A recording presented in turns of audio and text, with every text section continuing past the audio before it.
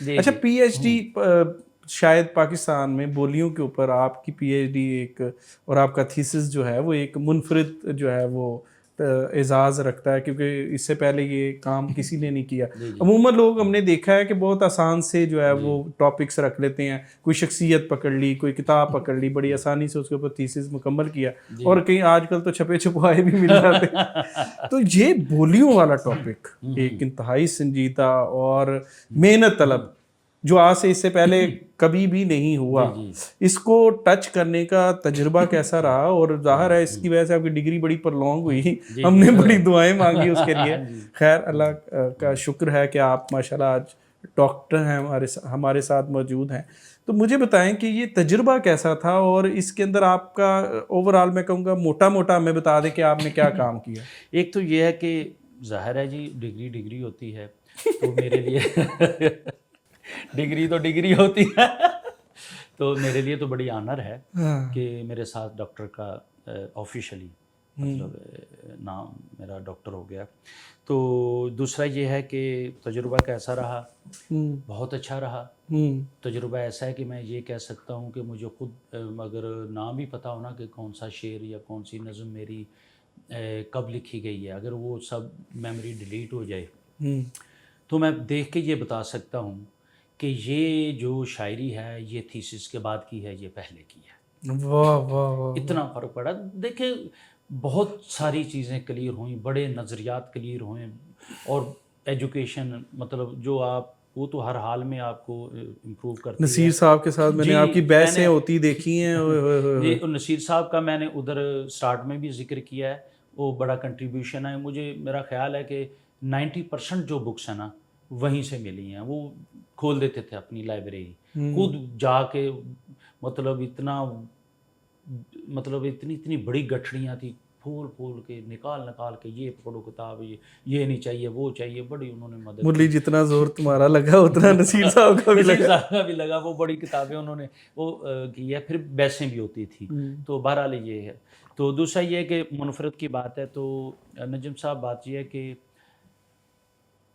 کوشش تو یہی ہوتی ہے سب کی، جب وہ آپ کو ڈسٹریبیوٹ کیا وہ دیا جاتا ہے، آپ کو جو سناپسز آپ دیتے ہیں تو اس میں دیکھا جاتا ہے کہ یہ پہلے تو نہیں ہوا کہیں.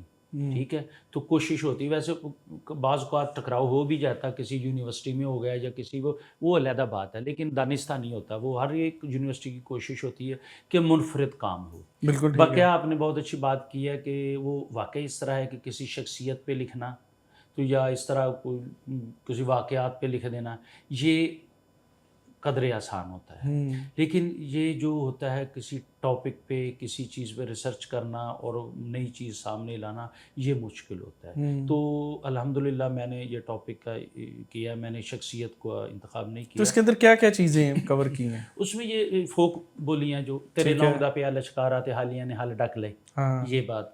تو پھر میں نے اس کو نا اس کا تجزیاتی ویروا تھا. ایک تو میں نے موضوعاتی اعتبار سے اس کو کیٹیگرائز کر دیا. یہ مطلب قدر آسان تھا کہ جو بولیاں اس موضوع کے تحت ہیں وہ اس کو ادھر اکٹھا کیا، ادھر کیا، اس کی بیک گراؤنڈ دی مطلب جس طرح کہ ترنجن، ٹھیک ہے، یا مطلب اس طرح کھیتی باڑی یا فصلیں، یا مطلب اس کا پرندوں کا، جانوروں کا ذکر کے در آیا. یہ ہمارے جو شادی بیاہ کی رسمیں اور یہ لڑائی جھگڑے موضوع صرف فوک بولیاں تھیں یا پھر جو ہے وہ کیا نام ہے مختلف شاعروں کی بھی؟ جی جی جو ابھی دور حاضر کے شاعر ہیں. جی بہت اچھا. یہ اصل میں یہ تبازات بھی تھا، اس کو تبازات کہتے ہیں کہ جو کسی نے لکھے جس کے شاعر کا پتہ ہو. تبازات بھی اس میں شامل کی ہیں. تو پہلے میں نے جب اس کو فوک بولیوں پہ کام کیا تو کافی بڑا ہو گیا. پھر میں نے اپنے نویس شہزاد صاحب میرے سارے محترم ہیں، میرے مرشدی، تو ان سے بات کی. تو میں نے کہا سنوپسز میں تو میں نے اس کا بھی ذکر کیا ہوا ہے. تو انہوں نے کہا کہ سنوپسز میں کیا تو آپ کو لکھنا پڑے گا، تو آپ شارٹلی تبازات کو بھی تھوڑا سا شامل کریں. ٹھیک ہے. تو میں نے پھر تبازات بھی کیا اس میں. تو جتنی کتابیں تھیں اس وقت وہ ان کا تھوڑا سا ویروا کیا، تو کچھ جانکاری دی، اور اس کے بھی موضوعاتی اعتبار سے وہ کیا، تو کیٹیگرائز کیا. تو وہ شخصیت پرسنالٹی وائز بھی ادھر میں کوئی بندے ڈسکس کیا، مطلب آپ کو بولیاں کن جو ہے مثلا جیسے یہ رائے ناصر صاحب وغیرہ ہو گیا یا تارا سرا وغیرہ ہو گئی، اور اس کے علاوہ مختلف جو لوگ تھے جہاں سے مطلب جو مجھے ملے ان کی میں نے اٹھائی ہیں. تو ان کے چونکہ میں نے اس کو ٹچ کرنا تھا اس لیے میں پورا تو احاطہ نہیں کر سکتا تھا ان کی بولیوں کا. تو پیٹرن کے طور پہ کہ نئی نسل جو نیا رجحان ہے وہ کدھر جا رہا ہے، ٹھیک ہے، تو وہ بھی میں نے دیا. تو پیچھے اپنی بھی کوئی بولیاں جی اب میں نے اپنے وہ تھیسس کے درمیان بھی اگر کوئی آتا رہا تو میں لکھتا رہا ہوں کہ یہ راکن بقول راکن، تو ٹھیک ہے، تو اپنا بھی تھوڑا سا ذکر کیا میں نے. تو بولیوں میں جو فوک بولیاں اس میں نے سمرائز یہی ہے کہ بتایا کہ بولی کتنی قسم. بہر کون سی ہے؟ ہاں جی، یہ بہروں کا بھی میں نے یہ لکھا کہ اصل میں یہ چھند ہوتی ہے، ٹھیک ہے، مطلب جو ہمارا دیسی سسٹم ہے نا ادھر کا، یہ چھند کے ہوتا ہے، اس میں ماترے ہوتے ہیں.